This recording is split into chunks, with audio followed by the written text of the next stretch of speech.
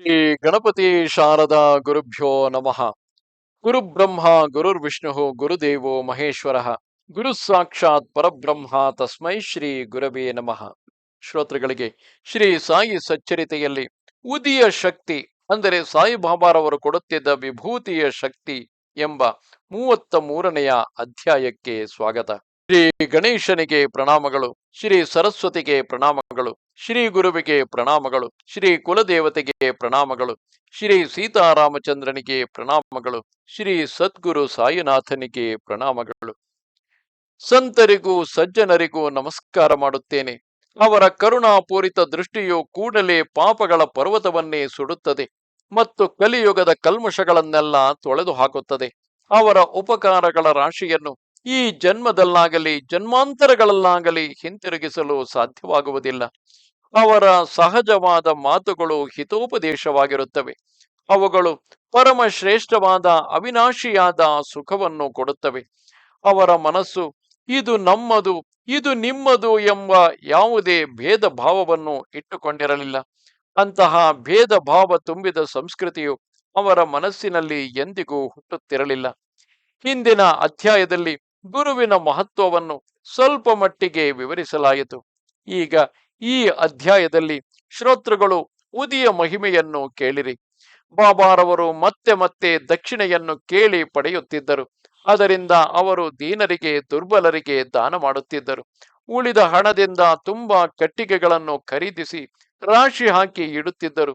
ಅವರು ಒಣಗಿದ ಕಟ್ಟಿಗೆಯನ್ನು ತಾವು ಹೊತ್ತಿಸಿದ್ದ ಧುನಿಗೆ ಆಹುತಿಯಾಗಿ ನೀಡುತ್ತಿದ್ದರು. ಉರಿದ ಕಟ್ಟಿಗೆಯಿಂದ ಸಾಕಷ್ಟು ಬೂದಿಯು ಬರುತ್ತಿತ್ತು. ಅದೇ ಪವಿತ್ರವಾದ ಉದಿ.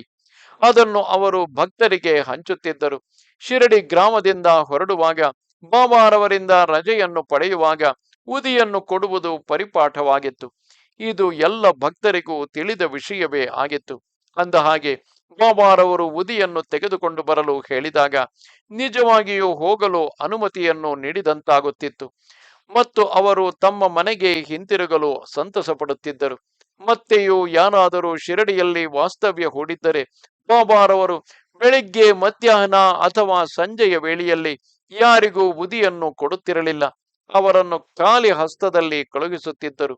ಇದು ನಿತ್ಯದ ಕ್ರಮವಾಗಿತ್ತು. ಆದರೆ ಉದಿಗೋಸ್ಕರ ಧ್ವನಿಯನ್ನು ಮಸೀದಿಯಲ್ಲಿ ಅವಿಶ್ರಾಂತವಾಗಿ ಉರಿಸುತ್ತಿದ್ದುದರ ಪ್ರಾಮುಖ್ಯತೆ ಏನು? ಅದನ್ನು ನಿತ್ಯವೂ ಏತಕ್ಕಾಗಿ ಮಾಡಲಾಗುತ್ತಿತ್ತು? ವಿಭೂತಿಯನ್ನು ಕೊಡುವಾಗ ಬಾಬಾರವರ ಮನೋಗತವು ಏನಿರುತ್ತಿತ್ತು? ಈ ವಿಶ್ವದಲ್ಲಿ ಕಣ್ಣಿಗೆ ಕಾಣಿಸುವ ಎಲ್ಲ ದೃಶ್ಯಗಳು ಬೂದಿಯಷ್ಟೇ ಅಶಾಶ್ವತ. ಇದನ್ನು ನಿಶ್ಚಿತವಾಗಿಯೂ ಮನಸ್ಸಿನಲ್ಲಿ ಇಟ್ಟುಕೊಳ್ಳಿ. ಈ ದೇಹವು ಒಣಕಟ್ಟಿಗೆಯಂತೆ ಪಂಚಭೂತಗಳಿಂದಾಗಿದೆ ಮತ್ತು ಜೀವಿತವನ್ನು ಅನುಭೋಗಿಸುತ್ತದೆ. ಜೀವಿತದ ಕಾಲವು ಮುಗಿದು ಹೋದ ಮೇಲೆ ಅದು ಸತ್ತು ಬೀಳುತ್ತದೆ ಮತ್ತು ನಿಜವಾಗಿಯೂ ಭಸ್ಮವಾಗುತ್ತದೆ. ನೀನು ಮತ್ತು ನಾನು ಒಂದೇ ಸ್ಥಿತಿಯನ್ನು ಅನುಭವಿಸುತ್ತೇವೆ.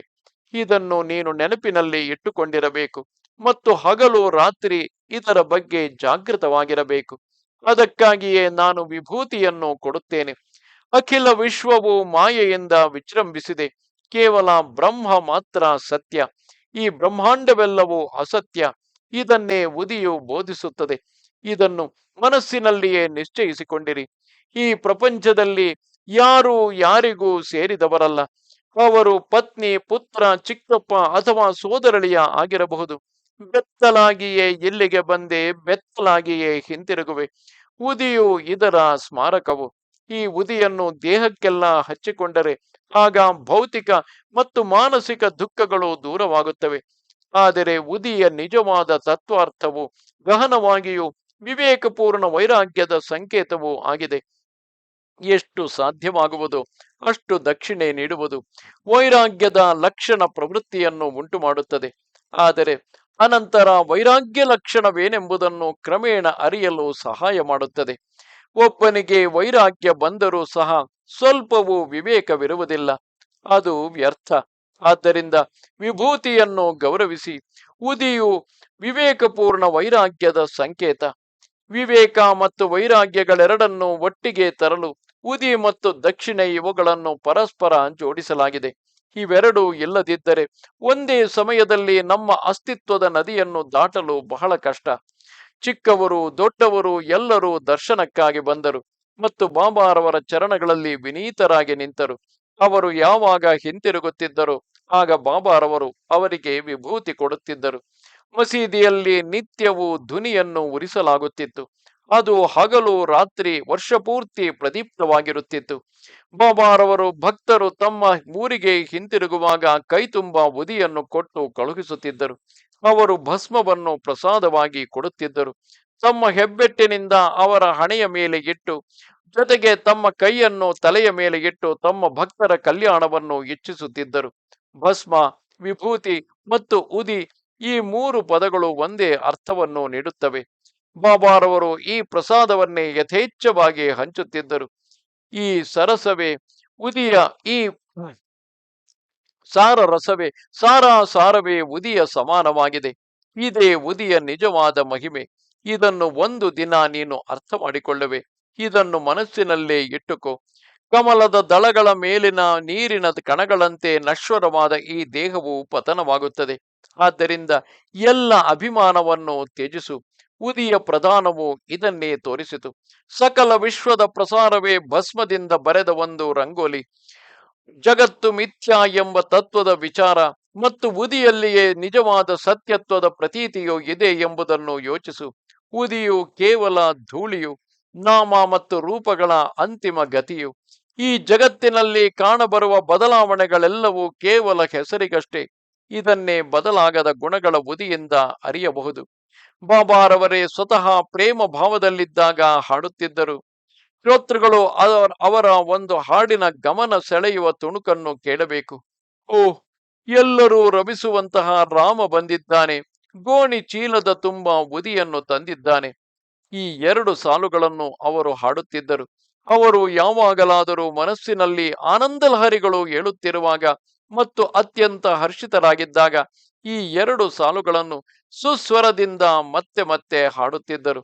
ಸಾರಾಂಶದಲ್ಲಿ ಈ ಧ್ವನಿಯು ಅದೆಷ್ಟು ಚೀಲಗಳ ಉದಿಯನ್ನು ಉತ್ಪತ್ತಿ ಮಾಡಿದೆ, ಯಾರು ಅವುಗಳನ್ನು ಎಣಿಸಲು ಸಾಧ್ಯವಿಲ್ಲ. ಈ ಉದಿಯು ಪರಮ ಕಲ್ಯಾಣಕರವಾದುದು. ಈ ಉದಿಯನ್ನು ಅನುಗ್ರಹಿಸುವುದರ ಗಹನವಾದ ಅರ್ಥವನ್ನು ಕೇಳಿದ ಮೇಲೆ ಮತ್ತು ಅದರ ಪರಮಾರ್ಥ ಮತ್ತು ಭಾವಾರ್ಥವನ್ನು ತಿಳಿದ ನಂತರ ಶ್ರೋತೃಗಳು ಸಂಸಾರದ ಯೋಗಕ್ಷೇಮದ ಮೇಲೆ ಉಂಟಾಗುವ ಅದರ ಪರಿಣಾಮವನ್ನು ತಿಳಿಯಲು ಇಚ್ಛಿಸುತ್ತಾರೆ. ಉದಿಗೆ ಈ ಗುಣವೂ ಇದೆ. ಇಲ್ಲದಿದ್ದಲ್ಲಿ ಅದರ ಪ್ರಾಮುಖ್ಯತೆ ಹೇಗೆ ಹೆಚ್ಚುತ್ತದೆ? ಸಾಯಿಯು ಪರಮಾರ್ಥದ ಮಾರ್ಗವನ್ನು ತೋರಿಸುವ ಧುರೀಣರು ತಮ್ಮ ಸ್ವಾರ್ಥದ ಸಾಧನೆಗಾಗಿ ಬರುವ ಭಕ್ತರಿಗೆ ಸಹಾಯ ಮಾಡುತ್ತಲೇ ಅವರನ್ನು ಪರಮಾರ್ಥ ಸಾಧನೆಯ ಮಾರ್ಗದಲ್ಲಿ ಕರೆದೊಯ್ಯುತ್ತಾರೆ. ಉದಿಯು ಯಾವ ರೀತಿ ಜನರ ಯೋಗಕ್ಷೇಮಕ್ಕಾಗಿ ಉಪಯುಕ್ತವಾಗುತ್ತದೆ ಎಂಬುದನ್ನು ತಿಳಿಸುವ ಅಸಂಖ್ಯ ಕಥೆಗಳು ಇವೆ. ಆದರೆ ಈ ಗ್ರಂಥದ ಅತಿಯಾದ ಸಂಕಲತೆಯನ್ನು ಮನಸ್ಸಿನಲ್ಲಿಟ್ಟುಕೊಂಡು ಅವುಗಳಲ್ಲಿ ಕೆಲವನ್ನು ಸಂಕ್ಷಿಪ್ತವಾಗಿ ತಿಳಿಸುತ್ತೇನೆ. ಒಮ್ಮೆ ನಾಸಿಕದಲ್ಲಿ ಒಬ್ಬ ಬ್ರಾಹ್ಮಣ ನಾರಾಯಣ ಮೋತಿರಾಮ ಎಂಬ ಅಡಿಗೆಯವನು ಇದ್ದನು. ಅವನ ಉಪನಾಮವು ಜಾನಿ ಅಂತ. ಅದೇ ರೀತಿ ಅಲ್ಲಿ ಬಾಬಾರವರ ಮತ್ತೊಬ್ಬ ಭಕ್ತನು ರಾಮಚಂದ್ರ ವಾಮನ ಮೋಡಕ ಎಂಬುವನಿದ್ದನು. ಈ ನಾರಾಯಣನು ಅವರ ಸೇವೆ ಮಾಡುತ್ತಿದ್ದವನು. ಬಾಬಾರವರ ಭಕ್ತನೂ ಆಗಿದ್ದನು. ಬಾಬಾರವರು ದೇಹದಲ್ಲಿದ್ದಾಗ ನಾರಾಯಣರಾವನು ಶಿರಡಿಗೆ ತಾಯಿಯ ಜೊತೆಯಲ್ಲಿ ಬಾಬಾರವರ ದರ್ಶನಕ್ಕಾಗಿ ಹೋದನು. ಆ ಸಮಯದಲ್ಲಿ ಬಾಬಾರವರು ಆಕೆಗೆ ಸಲಹೆ ನೀಡಿದರು. ಆಕೆಯ ಮಗನು ಇತರರ ಸೇವೆ ಮಾಡುವುದನ್ನು ನಿಲ್ಲಿಸುವ ಸಮಯ ಬಂದಿತು. ಈಗ ಅವನ ಸಂಬಂಧ ಕೇವಲ ನನ್ನ ಜೊತೆ ಮಾತ್ರ. ಈ ತಾಬೇದಾರಿಯು ಇಷ್ಟು ಸಾಕು. ಸ್ವತಂತ್ರವಾಗಿ ದಂಧೆ ಮಾಡುವುದು ಒಳ್ಳೆಯದು. ಅನಂತರ ಅಲ್ಪ ಸಮಯದ ನಂತರ ಭಗವಂತನು ಅವನ ಮೇಲೆ ದಯ ತೋರಿದನು. ನೌಕರಿಯ ಮೇಲಿದ್ದ ಅವನ ಪರಾಧೀನತೆಯು ಅಂತ್ಯಗೊಂಡಿತು ಮತ್ತು ಅವನು ತನ್ನ ಸ್ವಾತಂತ್ರ್ಯವನ್ನು ಸಂತೋಷವಾಗಿ ಅನುಭವಿಸಲು ಪ್ರಾರಂಭಿಸಿದನು. ಅವನು ಒಂದು ವಸತಿ ಗೃಹದ ವ್ಯವಸ್ಥೆಯನ್ನು ಸ್ವತಃ ಸ್ಥಾಪಿಸಿದನು. ಅವನು ಅದನ್ನು ಆನಂದಾಶ್ರಮವೆಂದು ಕರೆದನು. ಅದಕ್ಕಾಗಿ ಬಹಳ ಕಷ್ಟಪಟ್ಟನು. ಅದು ರಾತ್ರೋರಾತ್ರಿ ಒಳ್ಳೆಯ ಹೆಸರನ್ನು ಪಡೆಯಿತು. ಅದರಿಂದಾಗಿ ಅವನಿಗೆ ತೃಪ್ತಿಯು ಉಂಟಾಯಿತು. ವಿಷಯಗಳು ಯಾವ ರೀತಿ ಬದಲಾದವು ಮತ್ತು ಸಾಯಿಯಲ್ಲಿ ಅವನ ಶ್ರದ್ಧೆಯು ಹೆಚ್ಚಾಯಿತು ಮತ್ತು ಅನಂತರ ದೃಢ ಭಕ್ತಿಗೆ ಬೆಳೆಯಿತು. ಅದು ಅನುಭವದಿಂದ ನಿರ್ಧರಿಸಲ್ಪಟ್ಟಿತು. ಸಾಯಿಯ ವಾಣಿಯ ಸತ್ಯತೆಯ ಅನುಭವ ಉಂಟಾಯಿತು. ಶ್ರೋತೃಗಳು ಕೇಳಿಸಿಕೊಳ್ಳಲು ಮತ್ತೊಂದು ಕಥೆಯಿದೆ. ಅವರಿಗೆ ಸಾಯಿಯ ಮೇಲಿನ ಪ್ರೀತಿ ಹೆಚ್ಚುವುದು ಸಾಯಿಯ ಪ್ರಸಂಗಗಳು ವರ್ಣಿಸಲ ಸಾಧ್ಯವಾದವುಗಳು. ಸಾಯಿಯು ಯಾವಾಗಲೂ ಪ್ರಥಮ ಪುರುಷದಲ್ಲಿ ಮಾತನಾಡುತ್ತಿದ್ದರು. ಅದು ಇದು ಯಾವಾಗಲೂ ಬೇರೆಯವರಿಗಾಗಿಯೇ ಇರುತ್ತಿತ್ತು. ಯಾರು ಅವರನ್ನು ಲಕ್ಷ್ಯಗೊಟ್ಟು ಗಮನಿಸುವರೋ ಇದು ಅವರಿಗೆ ದಿನನಿತ್ಯದ ಅನುಭವವಾಗಿರುತ್ತಿತ್ತು. ಅನಂತರ ಅವನು ಅನೇಕ ಅನುಭವಗಳನ್ನು ಪಡೆದುದರಿಂದ ನಾರಾಯಣರಾವನ ಭಕ್ತಿ ಮತ್ತು ಪ್ರೇಮಗಳು ಹೆಚ್ಚಾದವು. ಮತ್ತೊಂದು ಅದ್ಭುತವಾದ ಅನುಭವವನ್ನು ಭಕ್ತಿಯಿಂದ ಕೇಳಿರಿ. ಸಾಕಿಷ್ಟು. ಒಂದು ದಿನ ನಾರಾಯಣರಾವನ ಸ್ನೇಹಿತನನ್ನು ಒಂದು ಚೇಳು ಕಚ್ಚಿತು. ಇದ್ದಕ್ಕಿದ್ದಂತೆ ಸಹಿಸಲ ಸಾಧ್ಯವಾದ ತೀವ್ರವಾದ ನೋವಿನಿಂದ ವಿವಶನಾದನು. ಬಾಬಾರವರ ಉದಿಯನ್ನು ನೋವಿದ್ದ ಜಾಗದಲ್ಲಿ ಹಚ್ಚಿದ್ದರೆ ಅತ್ಯಂತ ಪರಿಣಾಮಕಾರಿಯಾಗಿರುತ್ತಿತ್ತು. ಆದರೆ ನಾರಾಯಣರಾವನು ಎಷ್ಟು ಹುಡುಕಿದರೂ ಸ್ವಲ್ಪವೂ ಸಿಗಲಿಲ್ಲ. ಅವನ ಸ್ನೇಹಿತನಿಗೆ ಆ ವೇದನೆಯನ್ನು ಸಹಿಸಲಾಗುತ್ತಿರಲಿಲ್ಲ ಮತ್ತು ಉದಿಯು ಎಲ್ಲಿಯೂ ಸಿಗಲಿಲ್ಲ. ಆದ್ದರಿಂದ ಅವನು ಬಾಬಾರವರ ಚಿತ್ರಪಟದ ದರ್ಶನ ಪಡೆದು ಬಾಬಾರವರನ್ನು ಕರುಣಾಪೂರ್ವಕವಾಗಿ ಬೇಡಿದನು. ಅನಂತರ ಆ ಚಿತ್ರಪಟದ ಹತ್ತಿರ ಇದಕ್ಕೆ ಮುಂಚೆ ಉರಿಸಿದ್ದ ಅಗರಬತ್ತಿಯ ಬೂದಿಯು ಅಲ್ಲಿ ಉದುರಿದ್ದು ಅವನು ಅದನ್ನು ಉದಿ ಎಂದೇ ಪರಿಗಣಿಸಿದನು. ಅದರಿಂದಲೇ ಒಂದು ಚಿಟಿಕೆಯಷ್ಟು ತೆಗೆದುಕೊಂಡು ಸಾಯಿಯ ನಾಮಮಂತ್ರವನ್ನು ಜಪಿಸುತ್ತಾ ಅದನ್ನು ಅವನ ಸ್ನೇಹಿತನಿಗೆ ಚೇಳು ಕಚ್ಚಿದ ಜಾಗಕ್ಕೆ ಹಚ್ಚಿದನು. ಅದು ಅವನ ಭಾವನೆಯ ಹಾಗೆಯೇ ಅನುಭವವನ್ನು ಕೊಟ್ಟಿತು. ಇದನ್ನು ಕೇಳಲು ಮಹದಾಶ್ಚರ್ಯವಾಗುತ್ತದೆ. ಬೆರಳಿನಿಂದ ಬೂದಿಯನ್ನು ಸವರುತ್ತಿದ್ದ ಹಾಗೆಯೇ ನೋವು ಅದೆಷ್ಟು ಬೇಗ ಬಂದಿತ್ತೋ ಅಷ್ಟೇ ವೇಗವಾಗಿ ಮಾಯವಾಯಿತು. ಮತ್ತೆ ಇಬ್ಬರಿಗೂ ಪ್ರೀತಿಯಿಂದ ಉಸಿರು ಕಟ್ಟಿತು. ಕೊನೆಯ ಪಕ್ಷ ಈ ಸಂದರ್ಭದಲ್ಲಿ ನೋವುಂಟಾದವನಿಗೆ ಊದುಬತ್ತಿಯ ಬೂದಿಯನ್ನು ಹಚ್ಚಲಾಗಿತ್ತು. ಆದರೆ ರಸ್ತೆಯ ಧೂಳನ್ನು ಹಚ್ಚಿದರೂ ಉದಿ ಎಂಬ ಭಾವನೆಯಿಂದ ಚಿಕಿತ್ಸೆ ನೀಡಿದರು ಅದೇ ಅನುಭವವನ್ನು ಕೊಡುತ್ತದೆ. ಈ ಬೂದಿ ಧೂಳನ್ನು ಹಚ್ಚುವುದು ಕೇವಲ ಒಬ್ಬ ನರಳುತ್ತಿರುವ ವ್ಯಕ್ತಿಗೆ ಅಲ್ಲ, ಅಥವಾ ಯಾರಾದರೂ ರೋಗಿಗೆ ಅಲ್ಲದೆ ಮತ್ತೆ ಯಾರಿಗಾದರೂ ಹಚ್ಚಿದರೂ ಅದು ಉಪಯೋಗವಾಗುತ್ತಿತ್ತು. ಒಮ್ಮೆ ಒಬ್ಬ ಭಕ್ತನ ಮಗಳು ಗ್ರಂಥಿ ಜ್ವರ ಅಂದರೆ ಪ್ಲೇಗ್ನಿಂದ ನರಳುತ್ತಿದ್ದಳು. ಈ ಸುದ್ದಿಯು ಮತ್ತೊಂದು ಹಳ್ಳಿಯಲ್ಲಿದ್ದ ಅವಳ ತಂದೆಯ ಕಿವಿಗೆ ತಲುಪಿದ ಕೂಡಲೇ ಅವನು ಬಹಳ ಚಿಂತಿತನಾದನು. ತಂದೆಯು ಬಾಂದ್ರಾದಲ್ಲಿ ವಾಸಿಸುತ್ತಿದ್ದನು ಮತ್ತು ಅವನ ಮಗಳು ಇನ್ನೊಂದು ಹಳ್ಳಿಯಲ್ಲಿ ವಾಸ ಮಾಡುತ್ತಿದ್ದಳು. ಅವನ ಹತ್ತಿರ ಉದಿಯ ಸಂಗ್ರಹವಿರಲಿಲ್ಲ. ಆದ್ದರಿಂದ ಅವನು ನಾನಾಗೆ ಒಂದು ಸಂದೇಶವನ್ನು ಕಳುಹಿಸಿದನು. ದಯವಿಟ್ಟು ಬಾಬಾರವರಲ್ಲಿ ನನ್ನ ವಿವಂಚನೆಯನ್ನು ದೂರ ಮಾಡಲು ಪ್ರಾರ್ಥಿಸು. ಈ ರೀತಿ ಚಂದೋರ್ಕರನನ್ನು ಪ್ರಾರ್ಥಿಸಿ ಉದಿಯನ್ನು ಪ್ರಸಾದವಾಗಿ ಕಳುಹಿಸಲು ತಿಳಿಸಿದನು. ಆ ಸಂದೇಶವಾಹಕನು ನಾನಾನನ್ನು ಮಾರ್ಗದಲ್ಲೇ ಭೇಟಿಯಾದನು. ಆಗ ಅವನು ತನ್ನ ಪತ್ನಿಯ ಜೊತೆಯಲ್ಲಿ ಕಲ್ಯಾಣಕ್ಕೆ ಹೋಗುತ್ತಿದ್ದನು. ನಾನು ಆನೆಯ ರೈಲ್ವೆ ನಿಲ್ದಾಣದಲ್ಲಿ ಈ ಸಂದೇಶವನ್ನು ಸ್ವೀಕರಿಸಿದನು. ಅವನ ಹತ್ತಿರ ಉದಿಯು ಇಲ್ಲದೆ ಇದ್ದುದರಿಂದ ಅವನು ನೆಲದ ಮೇಲಿನಿಂದ ಸ್ವಲ್ಪ ಮಣ್ಣಿನ ಹುಡಿಯನ್ನು ತೆಗೆದುಕೊಂಡನು. ರಸ್ತೆಯಲ್ಲಿಯೇ ನಿಂತುಕೊಂಡು ಸಾಯಿ ಸಮರ್ಥರನ್ನು ಆವಾಹನೆ ಮಾಡಿ ಮತ್ತೆ ತಿರುಗಿ ಒಂದು ಚಿಟಿಕೆಯನ್ನು ತನ್ನ ಪತ್ನಿಯ ಹಣೆಗೆ ಹಚ್ಚಿದನು. ಮತ್ತೊಂದು ಕಡೆ ಆ ಭಕ್ತನು ತನ್ನ ಮಗಳು ವಾಸ ಮಾಡುತ್ತಿದ್ದ ಹಳ್ಳಿಯ ಕಡೆಗೆ ಹೊರಟನು. ಅಲ್ಲಿ ಅವನು ಸಂತೋಷದ ಸಮಾಚಾರ ಕೇಳಿ ಬಹಳ ಆನಂದಪಟ್ಟನು. ಆ ಹುಡುಗಿಯು 3 ದಿನಗಳಿಂದ ಅತ್ಯಂತ ಪ್ರಖರವಾದ ಜ್ವರದ ತಾಪದಿಂದ ನರಳುತ್ತಿದ್ದಳು. ವೇದನೆಯಿಂದ ಜರ್ಜರಿತಳಾಗಿದ್ದಳು. ಆದರೆ ಹಿಂದಿನ ದಿನದಿಂದ ಸ್ವಲ್ಪ ಆರಾಮಾಗಿದ್ದಳು. ವಿಚಾರಣೆ ಮಾಡಿದಾಗ ತಿಳಿದ ವಿಷಯವೇನೆಂದರೆ ನಾನು ಸಾಯಿಯನ್ನು ಅಂಗಲಾಚಿ ಬೇಡಿ ಆ ಮಣ್ಣನ್ನು ಉದಿಯ ರೀತಿ ತನ್ನ ಹೆಂಡತಿಯ ಹಣೆಗೆ ಹಚ್ಚಿದ ಕ್ಷಣದಿಂದಲೇ ಅವಳು ಗುಣಮುಖಳಾಗಲು ಪ್ರಾರಂಭಿಸಿದ್ದಳು. ರೋಗದ ಬಗೆಗಿನ ಕಥೆಯು ಸಾಕಿಷ್ಟು. ಸರಿಯಾದ ಸಮಯದಲ್ಲಿ ಈ ವೃತ್ತಾಂತವನ್ನು ವಿವರವಾಗಿ ತಿಳಿಸಲಾಗುವುದು. ಇದು ಉದಿಯ ಬಗೆಗಿನ ಒಂದು ತುಣುಕು ಅಷ್ಟೇ. ಸಾಯಿಯು ಸದಾ ತಮ್ಮ ಭಕ್ತರ ಕಲ್ಯಾಣಕ್ಕಾಗಿ ಕೆಲಸ ಮಾಡಲು ತತ್ಪರರಾಗಿರುವರು. ಒಂದು ಚಮತ್ಕಾರ ಮಾಡಿದರು. ಆಗ ಪ್ರೀತಿಯ ಚಂದೋರ್ಕರನು ಜಾಮನೇರಿನ ಮಾಮಲೆದಾರನಾಗಿದ್ದನು. ಇದನ್ನು ಕೇಳಿರಿ. ಉದಿಯ ಮಹಿಮೆಯು ಅಪಾರ.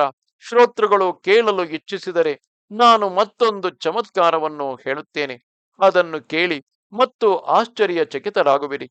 ನಾನಾನ ಮಗಳು ತೀವ್ರವಾದ ಪ್ರಸವದ ನೋವಿನಲ್ಲಿದ್ದಳು. ಜಾಮನೇರಿನಿಂದ ಸಾಯಿ ಸಮರ್ಥರನ್ನು ಒಂದೇ ಸಮನೆ ಆವಾಹಿಸುತ್ತಿದ್ದರು. ಜಾಮನೇರಿನಲ್ಲಿದ್ದ ಪರಿಸ್ಥಿತಿಯು ಶಿರಡಿಯಲ್ಲಿ ಯಾರಿಗೂ ತಿಳಿದಿರಲಿಲ್ಲ. ಆದರೆ ಬಾಬಾ ಸರ್ವಜ್ಞರು, ಸರ್ವವ್ಯಾಪಿಯೂ ಆಗಿದ್ದರು. ಈ ವಿಶ್ವದಲ್ಲೇ ಅವರಿಗೆ ತಿಳಿಯದೇ ಇದ್ದುದು ಏನೂ ಇರಲಿಲ್ಲ. ಬಾಬಾರವರು ಭಕ್ತರಲ್ಲಿ ಏಕಾತ್ಮವಾಗಿದ್ದರು. ನಾನಾನ ಮನೆಯ ಪರಿಸ್ಥಿತಿಯನ್ನು ಅರಿತ ಸಾಯಿ ಸಮರ್ಥರ ಹೃದಯವು ಕರುಣೆಯಿಂದ ಉಕ್ಕಿ ಹರಿಯಿತು. ಕೂಡಲೇ ಅವರು ಏನು ಮಾಡಿದರು ಅದನ್ನು ಕೇಳಿ ಅವರು ಉದಿಯನ್ನು ಕಳುಹಿಸುವ ಯೋಚನೆ ಮಾಡಿದ್ದರು. ಅದೇ ಸಮಯದಲ್ಲಿ ಗೋಸಾವಿ ರಾಮಗೀರ್ ಭುವಾನು ತನ್ನ ಹಳ್ಳಿಯ ಕಡೆಗೆ ಹೋಗಲೇಬೇಕಾದಂತಹ ಸ್ಥಿತಿಯು ಬಂದಿತು. ಅವನ ಹಳ್ಳಿಯು ಖಾನ್ ದೇಶದಲ್ಲಿತ್ತು. ಅವನು ಹೊರಡುವ ಎಲ್ಲ ಸಿದ್ಧತೆಗಳನ್ನು ಮಾಡಿಕೊಂಡು ಬಾಬಾರವರ ದರ್ಶನ ತೆಗೆದುಕೊಂಡು ಬಾಬಾರವರ ಚರಣಗಳಲ್ಲಿ ನಿಲ್ಲಲು ಮಸೀದಿಗೆ ಬಂದನು. ಏಕೆಂದರೆ ಶಿರಡಿಯಲ್ಲಿ ಬಾಬಾರವರು ಈ ದೇಹದಲ್ಲಿ ಇರುವವರೆಗೆ ಬಾಬಾರವರ ಚರಣಗಳನ್ನು ಸ್ಪರ್ಶಿಸದೆ ಮತ್ತು ಅವರ ಅನುಜ್ಞೆಯನ್ನು ಪಡೆಯದೆ ಶಿರಡಿಯಿಂದ ಹೊರಗೆ ಯಾರೂ ಹೋಗುತ್ತಿರಲಿಲ್ಲ. ಅದು ಮದುವೆ ಅಥವಾ ಮುಂಜಿ ಅಥವಾ ಯಾವುದಾದರೂ ವಿಧಿವಿಧಾನ ಪೂರ್ವಕವಾದ ಮಂಗಳ ಕಾರ್ಯವಾಗಲಿ, ಏನಾದರೂ ಕಾರ್ಯವಿರಲಿ, ಏನಾದರೂ ಕಾರ್ಯ ಮಾಡುವ ಉದ್ದೇಶವಿರಲಿ, ಬಾಬಾರವರ ಅನುಜ್ಞೆಯು ಅತ್ಯವಶ್ಯಕವಾಗಿತ್ತು. ಪ್ರತಿಯೊಬ್ಬರೂ ಖಂಡಿತವಾಗಿ ಇದನ್ನು ತಿಳಿದಿದ್ದರು. ಅವರ ಹೃದಯಪೂರ್ವಕ ಅನುಜ್ಞೆ, ಉದಿಯ ಪ್ರಸಾದ ಮತ್ತು ಆಶೀರ್ವಚನವಿಲ್ಲದಿದ್ದರೆ ಯಾವುದೇ ಕಾರ್ಯವೂ ನಿರ್ವಿಘ್ನವಾಗಿ ನೆರವೇರುತ್ತಿರಲಿಲ್ಲ ಎಂಬುದು ಆ ಹಳ್ಳಿಯ ರೀತಿ ನೀತಿಯು. ಈ ರೀತಿ ಇದ್ದು ಅದಕ್ಕನುಗುಣವಾಗಿ ರಾಮಗೀರನು ಬಾಬಾರವರ ಚರಣಗಳಲ್ಲಿ ನಮಿಸಿ ಹೊರಡಲು ಅನುಜ್ಞೆಯನ್ನು ಬೇಡಿದನು. ಅವನು ಹೇಳಿದನು, ಬಾಬಾ, ನಾನು ಖಾನ್ ದೇಶಿಯಲ್ಲಿರುವ ನನ್ನ ಹಳ್ಳಿಗೆ ಹೋಗುತ್ತಿದ್ದೇನೆ. ನನಗೆ ಉದಿ ಮತ್ತು ಆಶೀರ್ವಚನ ಮತ್ತು ಈ ದಾಸನಿಗೆ ಹೊರಡಲು ಅನುಜ್ಞೆಯನ್ನು ದಯಪಾಲಿಸಿ. ಬಾಬಾರವರು ಅವನನ್ನು ಪ್ರೇಮದಿಂದ ಬಾಪುಗೀರ ಎಂದು ಕರೆಯುತ್ತಿದ್ದರು. ಅವರು ಹೇಳಿದರು, ಹೋಗು, ಸಂತೋಷವಾಗಿ ನಿನ್ನ ಹಳ್ಳಿಗೆ ಹೋಗು. ಆದರೆ ಮಾರ್ಗದಲ್ಲಿ ಸ್ವಲ್ಪ ಕಾಲ ವಿಶ್ರಮಿಸು. ಮೊದಲು ಜಾಮನೇರಿಗೆ ಹೋಗು ಮತ್ತು ನಾನಾನ ಮನೆಯಲ್ಲಿ ಇಳಿದುಕೋ. ಅವರ ಸಮಾಚಾರವನ್ನು ವಿಚಾರಿಸಿ ಅನಂತರ ಮುಂದೆ ಹೊರಡು. ಅನಂತರ ಅವರು ಮಾಧವರಾವ್ ದೇಶಪಾಂಡೆಗೆ ಹೇಳಿದರು, ಶ್ಯಾಮ, ಒಂದು ಚೂರು ಕಾಗದದಲ್ಲಿ ಅಡ್ಕರ್ನ ಆರತಿ ಹಾಡಿನ ಪ್ರತಿ ಮಾಡು ಮತ್ತು ನಾನಾಗೆ ಗೋಸಾವಿಯ ಜೊತೆ ಕಳಿಸು. ಅನಂತರ ಅವರು ಗೋಸಾವಿಗೆ ಉದಿ ಕೊಟ್ಟು ಅದನ್ನು ಒಂದು ಸಣ್ಣ ಪೊಟ್ಟಣ ಮಾಡಿ ಅವನ ಕೈಯಲ್ಲಿಟ್ಟು ನಾನಾಗೆ ಕೊಡಲು ಹೇಳಿದರು. ಉದಿ ಮತ್ತು ಆರತಿ ಹಾಡಿನ ಪ್ರತಿ ಎರಡನ್ನು ನಾನಾಗೆ ಕೊಡು. ಅವನ ಕ್ಷೇಮ ಸಮಾಚಾರವನ್ನು ವಿಚಾರಿಸಿ ಅನಂತರ ಮುಂದಕ್ಕೆ ನಿನ್ನ ಹಳ್ಳಿಗೆ ಹೋಗು ಎಂದು ಹೇಳಿದರು. ಈ ಆರತಿ ಸಾಯಿಬಾಬಾ ಎನ್ನುವುದು ರಾಮ ಜನಾರ್ದನನು ರಚಿಸಿರುವ ಜ್ಞಾನೇಶ್ವರನ ಆರತಿಯ ರೀತಿಯಲ್ಲಿಗಿದೆ. ರಾಮ ಜನಾರ್ದನನು ಸ್ವಾಮಿ ಜನಾರ್ದನರ ಭಕ್ತ. ಮಾಧವ ಅಡ್ಕರನು ಸಾಯಿ ಚರಣಗಳಲ್ಲಿ ಅಂಕಿತನಾಗಿದ್ದನು. ಇದು ಅತ್ಯಂತ ಪ್ರಸಾದಪೂರ್ಣವಾದ ರಚನೆಯಾಗಿತ್ತು. ಅದಿಲ್ಲದೆ ಸಾಯಿಯ ಪೂಜೆಯು ಅಪೂರ್ಣವಾಗಿರುತ್ತಿತ್ತು. ಬಾಬಾರವರಿಗೆ ಈ ಆರತಿಯು ಬಹಳ ಇಷ್ಟವಾದುದರಿಂದ ಶ್ರೋತೃಗಳು ಈ ಆರತಿಯನ್ನು ಮೊದಲಿನಿಂದ ಕೊನೆಯವರೆಗೂ ಕೇಳಬೇಕು. ಅದರ ಪ್ರತಿಯನ್ನು ಬಾಬಾರವರು ಉದಿಯ ಜೊತೆ ಕಳಿಸಿದ್ದರು. ಆಮೇಲೆ ನೀವು ಅದರ ಫಲವನ್ನು ಪಡೆಯುವಿರಿ. ಆ ಆರತಿ ಹಾಡಿನ ಅರ್ಥ: ಸಕಲ ಜೀವರಾಶಿಗಳಿಗೂ ಸುಖವನ್ನುಂಟು ಮಾಡುವ ಸಾಯಿಬಾಬಾಗೆ ಆರತಿ ಬೆಳಗೋಣ. ಹೇ ಬಾಬಾ, ಈ ದಾಸರು ಮತ್ತು ಭಕ್ತರಿಗೆ ನಿನ್ನ ಚರಣ ಧೂಳಿಯಲ್ಲಿ ಆಶ್ರಯ ನೀಡು. ನಾವು ಸಾಯಿಬಾಬಾಗೆ ಆರತಿ ಬೆಳಗೋಣ. ಕಾಮ ಮತ್ತು ಕ್ರೋಧಗಳನ್ನು ಸುಟ್ಟು ಆತ್ಮಸ್ವರೂಪದಲ್ಲಿ ಲೀನವಾಗಿದ್ದೀಯೇ. ಹೇ ಸಾಯಿ, ಮುಕ್ತಿಯನ್ನು ಅಪೇಕ್ಷಿಸುವ ಮುಮುಕ್ಷು ಜನರು ತಮ್ಮ ಕಣ್ಣುಗಳಿಂದ ನಿನ್ನ ಶ್ರೀರಂಗ ಸ್ವರೂಪ ದರ್ಶನ ಮಾಡಿ ಆತ್ಮ ಸಾಕ್ಷಾತ್ಕಾರ ಪಡೆಯಲಿ. ಆರತಿ ಬೆಳಗೋಣ. ಯಾರ ಮನಸ್ಸಿನಲ್ಲಿ ಯಾವ ಭಾವ ಇರುವುದೋ ಅದೇ ರೀತಿಯ ಅನುಭವವನ್ನು ಕೊಡುತ್ತೀಯೇ. ಹೇ ದಯಾಘನ ಸಾಯಿ, ಇದು ನಿನ್ನದೇ ಒಂದು ರೀತಿಯ ಮಾಯೆ. ಆರತಿ ಬೆಳಗೋಣ. ನಿನ್ನ ನಾಮ ಸ್ಮರಣೆಯ ಮಾತ್ರದಿಂದಲೇ ಸಾಂಸಾರಿಕ ದುಃಖಗಳು ಕೊನೆಗೊಳ್ಳುತ್ತವೆ. ನಿನ್ನ ಅನುಗ್ರಹವೋ ಅಗಾಧ ಮತ್ತು ಅಪರಂಪಾರ. ಹೇ ಸಾಯಿ, ಈ ಅನಾಥರಿಗೆ ಮಾರ್ಗದರ್ಶನ ನೀಡು. ನಿನಗೆ ಆರತಿ. ನೀನೇ ಪರಬ್ರಹ್ಮ. ನೀನು ಸಗುಣ ರೂಪದಲ್ಲಿ ಈ ಕಲಿಯುಗದಲ್ಲಿ ಅವತರಿಸಿರುವೆ. ಹೇ ಸ್ವಾಮಿ, ನೀನೇ ದತ್ತ ದಿಗಂಬರನಾಗಿ ಅವತರಿಸಿದೆ. ಪ್ರತಿ 8ನೆಯ ದಿನ ವಾರದಲ್ಲಿಯ ಗುರುವಾರ ನಿನ್ನ ಶಿರಡಿಯ ಯಾತ್ರೆ ಮಾಡುತ್ತಾರೆ ಮತ್ತು ಈ ಸಂಸಾರದ ಭಯ ನಿವಾರಣೆಗಾಗಿ ನಿನ್ನ ಚರಣಗಳ ದರ್ಶನ ಮಾಡುತ್ತಾರೆ. ನಿನ್ನ ಚರಣ ಧೂಳಿಯ ಸೇವೆಯೇ ನಮಗೆ ಸಿಕ್ಕಿರುವ ಮಹಾನಿಧಿಯಾಗಿದೆ. ಹೇ ದೇವರ ದೇವ, ಈಗ ಇದೇ ನಮ್ಮ ಆಸೆಯಾಗಿದೆ. ನಿಮಗೆ ಆರತಿ. ಯಾವ ರೀತಿ ಚಾತಕ ಪಕ್ಷಿಯು ಸ್ವಾತಿ ನಕ್ಷತ್ರದ ನಿರ್ಮಲ ಜಲದ ಆನಂದಕ್ಕಾಗಿ ಇಚ್ಛಿಸುವುದು, ಅದೇ ರೀತಿ ಆರತಿ ಗೀತ ರಚಿಸಿದ ಈ ಮಾಧವನಿಗೂ ನಿರ್ಮಲ ಜ್ಞಾನದ ಭಿಕ್ಷೆ ನೀಡಿ ನಿನ್ನ ಮಹಿಮೆಯಿಂದ ನಮ್ಮನ್ನು ಅನುಗ್ರಹಿಸು. ನಿನಗೆ ಆರತಿ. ಗೋಸಾವಿಯು ಬಾಬಾರವರಿಗೆ ಹೇಳಿದನು, ನನ್ನ ಹತ್ತಿರ 2 ರೂಪಾಯಿಗಳು ಇವೆ. ಬಾಬಾ, ಕೇವಲ ಇಷ್ಟು ಮಾತ್ರ ಹಣದಲ್ಲಿ ಯಾವ ರೀತಿ ನಾನು ಜಾಮನೇರ ತಲುಪಲು ಸಾಧ್ಯ? ಬಾಬಾ ಹೇಳಿದರು, ಹೋಗು, ನೀನು ನಿಶ್ಚಿಂತೆಯಾಗಿ ಹೋಗು, ನಿನಗಾಗಿ ಎಲ್ಲ ಏರ್ಪಾಡನ್ನು ಮಾಡಲಾಗುವುದು. ಸಾಯಿ ಚರಣಗಳಲ್ಲಿ ವಿಶ್ವಾಸವಿಟ್ಟು ಗೋಸಾವಿಯು ಅಲ್ಲಿಂದ ಹೊರಟನು. ಬಾಬಾರವರಿಂದ ಈ ಅನುಜ್ಞೆಯನ್ನು ಪಡೆದು ಅವರ ಆಜ್ಞೆಯನ್ನು ಪರಿಪಾಲಿಸುತ್ತಾ ಬಾಪು ರಾಮಗೀರನು ತನಗೆ ವಹಿಸಿದ ಕಾರ್ಯದಲ್ಲಿ ತತ್ಪರನಾಗಿ ಉದಿಯ ಪ್ರಸಾದವನ್ನು ಸ್ವೀಕರಿಸಿ ಕೂಡಲೇ ಅಲ್ಲಿಂದ ಹೊರಟನು. ಆ ದಿನಗಳಲ್ಲಿ ಜಾಮನೇರಿಗೆ ಈಗಿನ ರೀತಿಯಲ್ಲಿರುವಂತೆ ರೈಲು ಮಾರ್ಗವಿರಲಿಲ್ಲ ಮತ್ತು ಪ್ರಯಾಣ ಮಾಡುವುದು ಅಷ್ಟು ಸುಲಭವಾಗಿರಲಿಲ್ಲ. ಆದ್ದರಿಂದ ಗೋಸಾವಿಯು ಚಿಂತಿತನಾದನು. ರೈಲು ಗಾಡಿಯಲ್ಲಿ ಹೊರಟು ಪ್ರಯಾಣಿಕರು ಜಲಗಾಂವ್ನಲ್ಲಿ ಇಳಿಯಬೇಕಾಗುತ್ತಿತ್ತು. ಅಲ್ಲಿಂದ ಉಳಿದ ಮಾರ್ಗವನ್ನು ಪಾದಚಾರಿಯಾಗಿ ಕ್ರಮಿಸಬೇಕಾಗುತ್ತಿತ್ತು. ರೈಲು ಗಾಡಿಯ ಪ್ರಯಾಣದ ಟಿಕೆಟಿಗಾಗಿ 1 ರೂಪಾಯಿ 14 ಆಣೆಗಳನ್ನು ಕೊಟ್ಟ ನಂತರ ಅವನ ಹತ್ತಿರ ಕೇವಲ 2 ಆಣೆಗಳು ಉಳಿದಿದ್ದವು. ಅಲ್ಲಿಂದ ಮುಂದಕ್ಕೆ ಯಾವ ರೀತಿ ಹೋಗಬೇಕಾಗಿತ್ತು? ಜಲಗಾಂವ್ನ ರೈಲ್ವೆ ನಿಲ್ದಾಣದಲ್ಲಿ ಗೋಸಾವಿಯು ಈ ರೀತಿ ಚಿಂತೆಯಲ್ಲಿ ಮುಳುಗಿದನು. ಅವನು ಟಿಕೆಟ್ ಅನ್ನು ಕೊಟ್ಟು ಹೊರಗೆ ಬಂದಾಗ ದೂರದಲ್ಲಿದ್ದ ಒಬ್ಬ ಸಿಪಾಯಿಯನ್ನು ನೋಡಿದನು. ಆ ಸಿಪಾಯಿಯು ಯಾರನ್ನೋ ಹುಡುಕುತ್ತಿರುವಂತೆ ಕಂಡಿತು. ಅವನು ಅಲ್ಲಿ ರೈಲಿನಿಂದ ಇಳಿದ ಪ್ರಯಾಣಿಕರ ಹತ್ತಿರ ಹೋಗಿ, ಶಿರಡಿಯಿಂದ ಬಂದ ಬಾಪುಗೀರ ಯಾರು ಎಂಬುದನ್ನು ಹೇಳಿ ಎಂದು ಕೇಳುತ್ತಿದ್ದನು. ಆ ಸಿಪಾಯಿಯು ವಿಚಾರಿಸುತ್ತಿದ್ದುದು ತನ್ನನ್ನೇ ಎಂದು ತಿಳಿದು ಗೋಸಾವಿಯು ಮುಂದೆ ಬಂದು ಹೇಳಿದನು, ಹೌದು, ನಾನೇ ಆ ಮನುಷ್ಯ. ನಿನಗೆ ಏನು ಬೇಕು ಹೇಳು. ಅವನು ಹೇಳಿದನು, ನನ್ನನ್ನು ಚಾಂದೋರ್ಕರರು ನಿಮಗಾಗಿ ಕಳುಹಿಸಿದ್ದಾರೆ. ಬೇಗ ಬನ್ನಿ ಮತ್ತು ಟಾಂಗಾದಲ್ಲಿ ಕುಳಿತುಕೊಳ್ಳಿ. ಅವರು ನಿಮಗಾಗಿ ಕಾಯುತ್ತಿದ್ದಾರೆ. ಭುವಾನಿಗೆ ಅತ್ಯಂತ ಸಂತೋಷವಾಯಿತು. ಅವನು ಯೋಚಿಸಿದನು, ಶಿರಡಿಯಿಂದ ಸಮಯಕ್ಕೆ ಸರಿಯಾಗಿ ಟಾಂಗಾವನ್ನು ಕಳಿಸಿ ಈ ಕಷ್ಟವನ್ನು ಪರಿಹರಿಸುವಂತೆ ಅವನಿಗೆ ಒಂದು ಸಂದೇಶ ರವಾನೆಯಾಗಿರಬೇಕು. ಆ ಸಿಪಾಯಿಯು ಬಹಳ ಜಬರದಸ್ತಿನಿಂದ ಕಂಡನು. ಅವನಿಗೆ ಗಡ್ಡ ಹುರಿ ಮಾಡಿದ ಮೀಸೆಯಿದ್ದವು ಮತ್ತು ನೀಟಾದ ಸಮವಸ್ತ್ರ ಧರಿಸಿದ್ದನು. ಅವನ ಟಾಂಗಾವು ಸಹ ಸುಂದರವಾಗಿತ್ತು. ಕುದುರೆಗಳು ಟಾಂಗಾದಷ್ಟೇ ಸುಂದರವಾಗಿದ್ದವು. ಅವುಗಳು ನಿಜವಾಗಿಯೂ ಬಾಡಿಗೆಯವೋ ಅಲ್ಲ. ಇತರ ಟಾಂಗಾಗಳನ್ನು ಹಿಂದೆ ಹಾಕಿ ಅತಿ ಉತ್ಸಾಹದಿಂದ ಮುಂದೆ ಹೋದವು. ಟಾಂಗಾವು ಬೆಳಗಿನ ಜಾವ ಸುಮಾರು 2 ಗಂಟೆ 48 ನಿಮಿಷಗಳಲ್ಲಿ ಹೊರಟಿತು. ಉಷಃಕಾಲದಲ್ಲಿ ಮಾರ್ಗದಲ್ಲಿ ಒಂದು ಕಾಲುವೆಯು ಹತ್ತಿರ ಬಂದಿತು. ಅನಂತರ ಟಾಂಗಾವಾಲನು ಕುದುರೆಗಳ ಜೀನು ತೆಗೆದು ನೀರು ಕುಡಿಯಲು ಬಿಟ್ಟು ಹೇಳಿದನು, ನಾನು ಈಗ ಬರುತ್ತೇನೆ. ಅನಂತರ ಆರಾಮವಾಗಿ ಉಪಹಾರ ಮಾಡೋಣ. ನಾನು ಸ್ವಲ್ಪ ನೀರು ತರುತ್ತೇನೆ. ಅನಂತರ ನಾವು ಮಾವಿನ ಹಣ್ಣುಗಳು, ಪೇಡೆ ಮತ್ತು ಗುಲುಪಾಪಡಿಗಳನ್ನು ಆರಾಮವಾಗಿ ತಿನ್ನೋಣ. ಮತ್ತೆ ಜೀನನ್ನು ಕುದುರೆಗಳಿಗೆ ಕಟ್ಟಿ ಇಲ್ಲಿಂದ ಹೊರಡೋಣ. ಅವನ ಗಡ್ಡ ಮತ್ತು ವೇಷಭೂಷಣ ನೋಡಿದರೆ ಮುಸ್ಲಿಮನಂತೆ ಕಂಡನು. ಅವನು ಆಡಿದ ಮಾತುಗಳನ್ನು ಕೇಳಿ ರಾಮಗೀರನು ಅವನಿಂದ ಫಲಾಹಾರವನ್ನು ಸ್ವೀಕರಿಸುವ ಬಗ್ಗೆ ಚಿಂತಿತನಾದನು. ಆದ್ದರಿಂದ ಅವನ ಜಾತಿಯ ಬಗ್ಗೆ ಪ್ರಶ್ನಿಸಿದನು. ಅವನು ಹೇಳಿದನು, ನನ್ನ ಬಗ್ಗೆ ನಿನಗೆ ಏನು ಶಂಕೆ? ನಾನು ಗಡವಾಲದ ಒಬ್ಬ ಕ್ಷತ್ರಿಯ. ನಾನು ಜಾತಿಯಲ್ಲಿ ರಜಪೂತ. ಫಲಾಹಾರವನ್ನು ನಾನು ನನ್ನ ಜೊತೆಯಲ್ಲಿ ನಿನಗಾಗಿ ಕಳಿಸಿದ್ದಾನೆ. ನಿಜವಾಗಿಯೂ ಕಿಂಚಿತ್ತು ಸಂಶಯ ಪಡಬೇಡ. ಏನು ಚಿಂತೆ ಮಾಡದೆ ತಿನ್ನೋಣ. ಈ ರೀತಿ ಅವನ ಸಂಶಯ ನಿವಾರಣೆಯಾಗಲು ಇಬ್ಬರು ಒಟ್ಟಿಗೆ ಫಲಾಹಾರ ಮಾಡಿದರು. ಟಾಂಗಾವಾಲಾನು ಕುದುರೆಗಳಿಗೆ ಜೀನು ಕಟ್ಟಿ ಹೊರಟನು. ಸೂರ್ಯೋದಯದ ವೇಳೆಗೆ ಪ್ರಯಾಣ ಮುಗಿಯಿತು. ಅವರು ಹಳ್ಳಿಯನ್ನು ಪ್ರವೇಶಿಸುತ್ತಲೇ ನಾನಾನ ಕಚೇರಿಯು ಕಣ್ಣಿಗೆ ಬಿತ್ತು. ಕುದುರೆಗಳು ಕ್ಷಣಕಾಲ ನಿಂತವು. ರಾಮಗೀರನು ಅಂತರಂಗದಲ್ಲೇ ಸಂತೋಷಿಸಿದನು. ಭುವಾನು ತನ್ನ ದೇಹಬಾಧೆ ನಿವಾರಿಸಿಕೊಳ್ಳಲು ಪಕ್ಕದ ಒಂದು ಏಕಾಂತ ಜಾಗವನ್ನು ನೋಡಿದನು. ಅವನು ಹಿಂತಿರುಗಿದಾಗ ಕಂಡ ದೃಶ್ಯದಿಂದ ಆಶ್ಚರ್ಯಚಕಿತನಾದನು. ಅಲ್ಲಿ ಟಾಂಗಾನೂ ಇಲ್ಲ, ಕುದುರೆಗಳೂ ಇಲ್ಲ, ಟಾಂಗಾವಾಲಾನೂ ಇಲ್ಲ.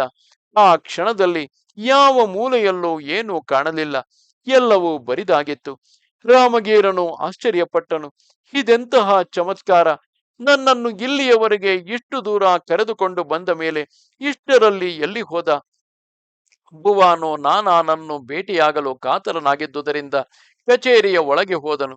ನಾನಾ ಮನೆಯಲ್ಲಿದ್ದಾನೆಂದು ತಿಳಿದು ಅಲ್ಲಿಗೆ ಹೋಗಲು ಉದ್ಯುಕ್ತನಾದನು.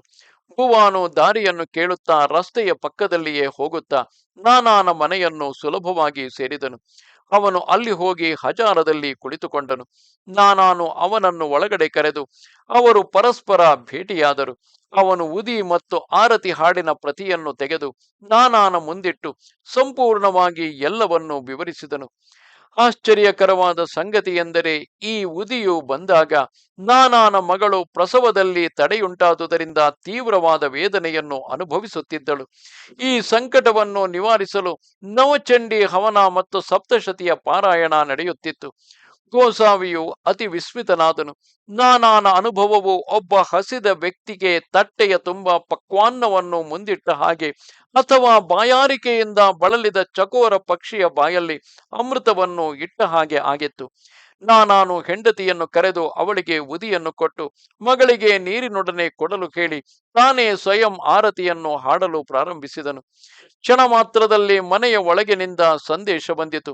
ಮಗಳು ಉದಿಯ ಬಟ್ಟಲನ್ನು ತುಟಿಗೆ ಇಡುತ್ತಲೇ ಅವಳ ಪರಿಸ್ಥಿತಿಯು ಉತ್ತಮಗೊಂಡಿತ್ತು. ಅವಳ ನೋವು ಕೂಡಲೇ ಮಾಯವಾಗಿ ಸುಖ ಪ್ರಸವ ಉಂಟಾಯಿತು. ಆ ವಿಷಮ ಸ್ಥಿತಿಯು ಸುಖವಾಗಿ ಪರಿಣಮಿಸಿತು. ಎಲ್ಲರ ಚಿಂತೆಗಳು ಮುಗಿದವು. ಅನಂತರ ರಾಮಗೀರನು ನಾನಾನನ್ನು ಪ್ರಶ್ನಿಸಿದನು. ಟಾಂಗಾವಾಲಾನು ಎಲ್ಲಿಗೆ ಹೋದ? ಅವನು ಎಲ್ಲಿಯೂ ಕಾಣುತ್ತಿಲ್ಲ. ನೀನು ಕಳುಹಿಸಿದ ಟಾಂಗಾ ಎಲ್ಲಿ ಹೋಯಿತು? ನಾನಾ ಉತ್ತರಿಸಿದನು, ನಾನು ಯಾವ ಟಾಂಗಾವನ್ನು ಕಳುಹಿಸಲಿಲ್ಲ. ನೀನು ಯಾವ ಟಾಂಗಾದ ಬಗ್ಗೆ ಮಾತನಾಡುತ್ತಿರುವೆ ಎಂಬುದು ಗೊತ್ತಾಗುತ್ತಿಲ್ಲ. ನೀನು ಬರುವ ವಿಷಯ ಯಾರಿಗೆ ಗೊತ್ತು? ನಾನೇಕೆ ಟಾಂಗಾವನ್ನು ಕಳುಹಿಸಲಿ? ಅನಂತರ ಭುವಾನು ಟಾಂಗಾ ಕಥೆಯನ್ನು ಮೊದಲಿನಿಂದ ಕೊನೆಯವರೆಗೆ ಸಂಪೂರ್ಣವಾಗಿ ಹೇಳಿದನು. ನಾನು ಬಾಬಾರವರು ತಮ್ಮ ಭಕ್ತರಲ್ಲಿ ಇಟ್ಟಿರುವ ಪುತ್ರ ಪ್ರೇಮದ ಬಗ್ಗೆ ಯೋಚಿಸುತ್ತಾ ವಿಸ್ಮಯಗೊಂಡನು. ಯಾವ ಟಾಂಗ, ಯಾವ ಸಿಪಾಯಿ, ಈ ಸಾಯಿ ಮಾತೆಯು ಈ ರೀತಿಯ ನಾಟಕಗಳನ್ನು ಆಡುತ್ತಿರುವ ವಿಶ್ವ ಮಾತೆ. ಸಂಕಟಗಳ ಸಮಯದಲ್ಲಿ ಭಕ್ತರ ಭಕ್ತಿಯ ತೀವ್ರತೆಯಿಂದ ಓಡಿ ಬರುತ್ತಾರೆ. ಅದು ಹಾಗಿರಲಿ. ಹಿಂದೆಯೇ ಸೂಚಿಸಿದಂತೆ ಈಗ ಕಥೆಯನ್ನು ಮುಂದುವರೆಸೋಣ. ಸ್ವಲ್ಪ ಸಮಯಾನಂತರ ಬಾಬಾರವರು ಮಹಾ ಸಮಾಧಿ ಹೊಂದಿದರು. ಇಸವಿ 1918ರಲ್ಲಿ ದಸರಾ ಹಬ್ಬದಲ್ಲಿ ವಿಜಯದಶಮಿಯ ದಿವಸವನ್ನು ಮಂಗಳಕರವೆಂದು ಬಾಬಾರವರು ಪರಿಗಣಿಸಿದರು ಮತ್ತು ಆ ದಿನ ತಮ್ಮ ದೇಹವನ್ನು ತ್ಯಜಿಸಲು ನಿರ್ಧರಿಸಿದರು. ಅನಂತರ ಸಮಾಧಿಯನ್ನು ಕಟ್ಟಲಾಯಿತು. ಇದಕ್ಕೆ ಮುಂಚೆ ಬಾಬಾರವರು ದೇಹದಲ್ಲಿ ಇದ್ದಾಗಲೇ ನಾರಾಯಣರಾವನು 2 ಬಾರಿ ದರ್ಶನ ಪಡೆದನು. ಈಗ ಸಮಾಧಿಯಾಗಿ 3 ವರ್ಷಗಳು ಕಳೆದಿವೆ. ಅವನಿಗೆ ದರ್ಶನ ತೆಗೆದುಕೊಳ್ಳಬೇಕೆಂಬ ಬಲವತ್ತರವಾದ ಆಸೆಯೂ ಇತ್ತು. ಆದರೆ ಯೋಗ್ಯ ಅವಕಾಶ ದೊರೆಯಲಿಲ್ಲ. ಅದರಿಂದಾಗಿ ಅವನು ಬಹಳವಾಗಿ ಖಿನ್ನನಾಗಿದ್ದನು. ಸಮಾಧಿಯ 1 ವರ್ಷದ ನಂತರ ನಾರಾಯಣರಾವನು ರೋಗಗ್ರಸ್ತನಾದನು. ಎಲ್ಲ ಲೌಕಿಕ ಔಷಧೋಪಚಾರಗಳು ನಡೆದರೂ ಉಪಯೋಗವಾಗಲಿಲ್ಲ. ಅವನು ರೋಗದಿಂದ ಪೀಡಿತನಾಗಿದ್ದರು. ಹಗಲು ರಾತ್ರಿ ಬಾಬಾರವರನ್ನೇ ಧ್ಯಾನಿಸುತ್ತಿದ್ದನು. ಗುರುರಾಯರಿಗೆ ಮರಣವೆಲ್ಲಿದೆ? ಅವರು ನಾರಾಯಣರಾವನಿಗೆ ದರ್ಶನ ನೀಡಿದರು. ಒಂದು ರಾತ್ರಿ ಅವನಿಗೆ ಒಂದು ಕನಸಾಯಿತು. ಸಾಯಿಯು ಒಂದು ನೆಲಮನೆಯಿಂದ ಬರುತ್ತಿದ್ದರು. ಅವರು ನಾರಾಯಣರಾವ್ ಹತ್ತಿರ ಬಂದು ಆಶ್ವಾಸನೆ ನೀಡಿದರು. ಏನು ಚಿಂತಿಸಬೇಡ, ನೀನು ನಾಳೆಯಿಂದ ಗುಣಮುಖನಾಗುತ್ತೀಯೆ. 8 ದಿನಗಳಲ್ಲಿ ನೀನು ಸ್ವಯಂ ಎದ್ದು ಕುಳಿತುಕೊಳ್ಳುತ್ತೀಯೆ. ಅದು ಹಾಗಿರಲಿ. 8 ದಿನಗಳು ಕಳೆದವು. ಅಕ್ಷರಕ್ಷರವೂ ಸತ್ಯವಾಯಿತು. ನಾರಾಯಣರಾವನು ಎದ್ದು ಕುಳಿತುಕೊಳ್ಳಬಲ್ಲವನಾದನು. ಅವನ ಅಂತರಂಗವು ಭಾವೋನ್ಮತ್ತವಾಯಿತು. ಸ್ವಲ್ಪ ಸಮಯದ ನಂತರ ನಾರಾಯಣರಾವನು ಶಿರಡಿಗೆ ಸಮಾಧಿಯ ದರ್ಶನಕ್ಕೆಂದು ಬಂದಾಗ ತನ್ನ ಸಂಪೂರ್ಣ ಅನುಭವವನ್ನು ತಿಳಿಸಿದನು. ಅವರು ದೇಹಧಾರಿಯಾಗಿದ್ದಾಗ ಮಾತ್ರ ಬದುಕಿದ್ದರೆಂದು ಹೇಳಬಹುದೇ? ಅವರು ಸಮಾಧಿ ಹೊಂದಿರುವಾಗ ಮೃತರಾದರೆಂದು ಹೇಗೆ ಹೇಳುವುದು? ಸಾಯಿಯು ಜನನ ಮರಣಗಳಿಗೆ ಅತೀತರಾದವರು ಮತ್ತು ಸ್ಥಿರ ಚರಗಳಲ್ಲೆಲ್ಲ ವ್ಯಾಪಿಸಿದವರು. ಯಾವ ರೀತಿ ಒಣ ಕಟ್ಟಿಗೆಯಲ್ಲಿ ಬೆಂಕಿಯು ಗುಪ್ತವಾಗಿ ಇರುತ್ತದೆಯೋ ಮತ್ತು 2 ಕಟ್ಟಿಗೆಗಳನ್ನು ಘರ್ಷಿಸಿದಾಗ ಪ್ರದೀಪ್ತವಾಗಿರುವುದು, ಅದೇ ರೀತಿ ಈ ಸಾಯಿಯು ತಮ್ಮ ಭಕ್ತರಿಗಾಗಿ ಇದ್ದಾರೆ.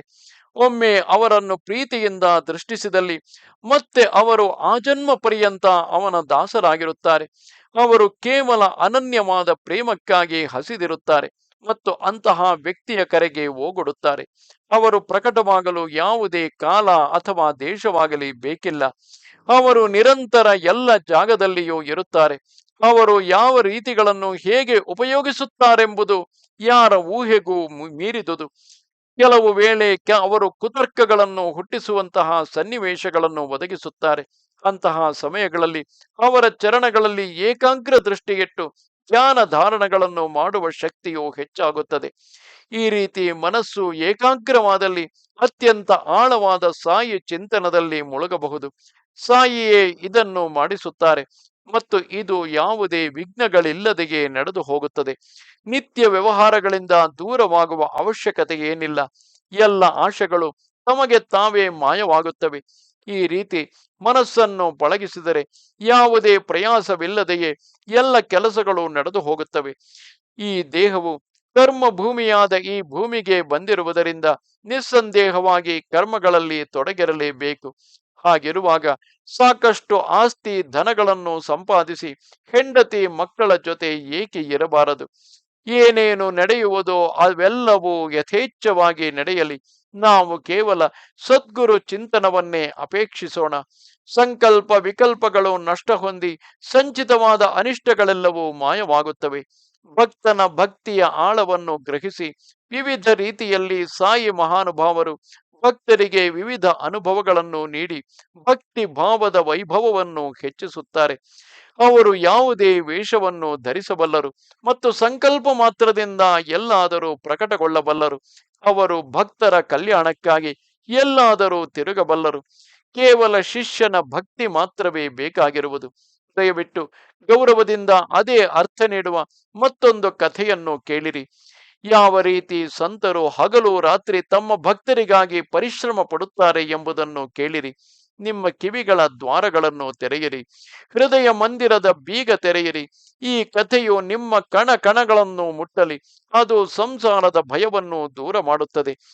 ಹಿಂದಿನ ವರ್ಷದಲ್ಲಿ ಜರ್ಮನರ ಜೊತೆ ನಡೆದ ಪ್ರಸಿದ್ಧ ಸಂಗ್ರಾಮದಲ್ಲಿ ಶತ್ರುಗಳ ವಿರುದ್ಧ ಯುದ್ಧ ಮಾಡಲು ಒಂದು ದೊಡ್ಡ ಸೈನ್ಯವನ್ನು ಕಲೆ ಹಾಕುವ ಅವಶ್ಯಕತೆ ಇತ್ತು. ಭಾರತ ಭೂಮಿಯಲ್ಲಿ ಕರ್ತವ್ಯ ನಿರ್ವಹಿಸುತ್ತಿದ್ದ ಆಂಗ್ಲ ದೇಶದ ಅಧಿಕಾರಿಗಳು ಎಲ್ಲ ಪಟ್ಟಣಗಳಿಂದಲೂ ಎಲ್ಲ ಮೂಲೆಗಳಿಂದಲೂ ನೌಕರಿಗಾಗಿ ಜನರನ್ನು ನೇಮಕ ಮಾಡುತ್ತಿದ್ದರು. ಇಸವಿ 1917ರಲ್ಲಿ ಥಾನೆ ಜಿಲ್ಲೆಯಿಂದ ನೇಮಕಾತಿಗಾಗಿ ಒಬ್ಬ ಭಕ್ತನ ಸರತಿಯು ಬಂದಿತು. ಆದರೆ ಕಥೆಯು ಮತ್ತೊಂದು ತಿರುವನ್ನು ಪಡೆಯಿತು. ಅವನ ಹೆಸರು ಅಪ್ಪಾರಾವ್ ಕುಲಕರ್ಣಿ. ಅವನು ಸಾಯಿ ಚರಣಗಳಲ್ಲಿ ಭಕ್ತಿಯಿಂದ ಇದ್ದನು. ಅದು ಸಹ ಸಾಯಿಯ ಅನುಗ್ರಹವೇ. ಅವರ ಲೀಲೆಗಳು ಅಗಾಧವಾದವು. ಬಹಳ ವರ್ಷಗಳ ಹಿಂದೆ ಅವನು ಬಾಳಾ ಸಾಹೇಬ್ ಭಾಟಿರವರಿಂದ ಬಾವಾರವರ ಒಂದು ಚಿತ್ರಪಟವನ್ನು ಪಡೆದಿದ್ದನು. ಅದನ್ನು ನಿತ್ಯವೂ ಪೂಜಿಸುತ್ತಿದ್ದ. ಅವನು ನಿತ್ಯವೂ ಕಾಯ ವಾಚ ಮನಸ ಬಾಬಾರವರ ಚಿತ್ರಪಟವನ್ನು ತನಗೆ ದೊರಕಿದ ಗಂಧ ಅಕ್ಷತೆ ಪುಷ್ಪಗಳಿಂದ ಪೂಜಿಸಿ ನೈವೇದ್ಯವನ್ನು ಸಮರ್ಪಿಸುತ್ತಿದ್ದನು. ಅಪ್ಪನ ಹೃದಯವು ಸಾಯಿಯ ಪ್ರತ್ಯಕ್ಷ ದರ್ಶನ ಯೋಗಕ್ಕಾಗಿ ಮಿಡಿಯುತ್ತಿತ್ತು. ನಾನು ಯಾವಾಗ ಈ ಕರ್ಮಗಳ ಬಂಧನದಿಂದ ಬಿಡುಗಡೆ ಹೊಂದುತ್ತೇನೆ, ನನ್ನ ಮನದಾಸೆಯು ಎಂದಿಗೆ ನೆರವೇರುತ್ತದೆ ಎಂದು ಹಲವುತ್ತಿದ್ದನು. ಸಾಯಿಬಾಬಾರವರ ಚಿತ್ರದ ದರ್ಶನವೇ ಸಾಯಿಯ ಪ್ರತ್ಯಕ್ಷ ದರ್ಶನಕ್ಕೆ ಸಮಾನ. ಆದರೆ ಕೇವಲ ಸಂಪೂರ್ಣ ಭಕ್ತಿ ಭಾವವು ಇರಬೇಕಷ್ಟೇ. ಸರಿಯಾದ ಸಮಯದಲ್ಲಿ ಇದಕ್ಕೆ ಸಾಕ್ಷಿ ದೊರಕುತ್ತದೆ. ಚಿತ್ರಪಟದ ದರ್ಶನವು ಪ್ರತ್ಯಕ್ಷ ದರ್ಶನಕ್ಕೆ ಸಮನಾದುದು.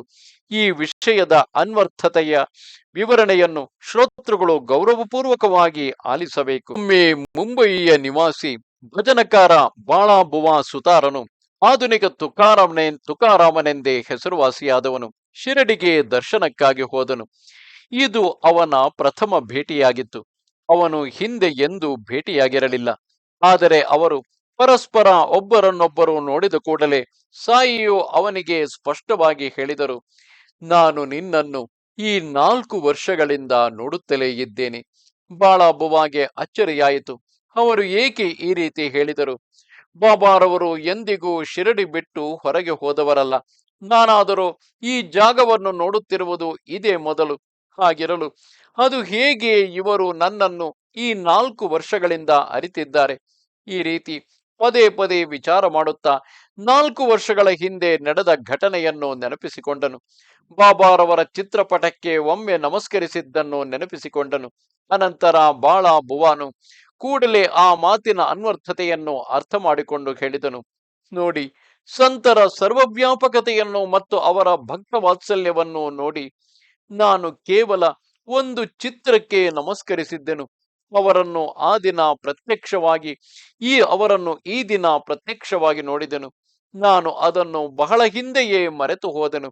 ಆದರೆ ಬಾಬಾರವರು ಅದನ್ನು ಮನಸ್ಸಿನಲ್ಲಿಯೇ ಇಟ್ಟುಕೊಂಡಿದ್ದರು. ನಾನು ಮರೆತೇ ಹೋಗಿದ್ದೆ ಎಂದು ಹೇಳುವುದು ಸರಿಯಲ್ಲ. ಆದರೆ ಅವರ ಮಾತಿನ ಅರ್ಥವನ್ನು ಕೂಡಲೇ ಗ್ರಹಿಸಲು ಸಾಧ್ಯವಾಗಲಿಲ್ಲ. ನಾನು ಚಿತ್ರಪಟಕ್ಕೆ ನಮಸ್ಕರಿಸಿದ ಫಲವೇ ಇದು ಎಂದು ಅರ್ಥ ಮಾಡಿಕೊಳ್ಳಲು ಸಮರ್ಥನಾಗಲಿಲ್ಲ. ಬಾಬಾರವರಿಗೆ ನನ್ನ ಅರಿವಿತ್ತು. ಆದರೆ ಅವರು ನನ್ನನ್ನು ನೆನಪಿನಲ್ಲಿ ಇಟ್ಟುಕೊಂಡಿರುವ ಬಗ್ಗೆ ನನಗೆ ಯಾವುದೇ ಊಹೆ ಇರಲಿಲ್ಲ. ಸಂತರು ನೆನಪಿಸಿದಾಗ ಮಾತ್ರವೇ ಅದನ್ನು ಅರಿಯಬಹುದು. ನಿರ್ಮಲವಾದ ಕನ್ನಡಿಯಲ್ಲಾಗಲಿ, ನಿರ್ಮಲವಾದ ಜಲದಲ್ಲಾಗಲಿ ಸೂರ್ಯನ ಅಥವಾ ಚಂದ್ರನ ಬಿಂಬವನ್ನು ನೋಡಬಹುದು. ಚಿತ್ರಪಟವು ಸಹ ಪರಿಶುದ್ಧ ಪ್ರತಿಬಿಂಬವೇ ಮತ್ತು ಅದರಿಂದ ತಮ್ಮ ಕೈಗಳಿಗೆ ಕರ್ತವ್ಯ ನಿರ್ವಹಿಸುತ್ತಿರುವವರ ಮೇಲೆ ತನ್ನ ಪ್ರಕಾಶವನ್ನು, ತನ್ನ ಪ್ರಭಾವವನ್ನು ಬೀರಲು ಸಾಧ್ಯ. ಆದ್ದರಿಂದ ಸಂತರ ಚಿತ್ರಪಟದ ದರ್ಶನವು ಸಂತರ ಪ್ರತ್ಯಕ್ಷ ದರ್ಶನಕ್ಕೆ ಸಮ. ಸಂತರ ಸರ್ವದರ್ಶತ್ವವು ಇವೆಲ್ಲದರಿಂದ ಕಲಿಯುವ ಪಾಠ. ಸಾಕಿಷ್ಟು. ಶ್ರೋತೃಗಳು, ಈ ಹಿಂದಿನ ಕಥೆಯನ್ನು ಈಗ ಗಮನವಿಟ್ಟು ಕೇಳಿರಿ. ಹಿಂದಿನ ಅನುಭವವನ್ನು ಮನಸ್ಸಿನಲ್ಲಿ ಅನುಸಂಧಾನ ಮಾಡಿ.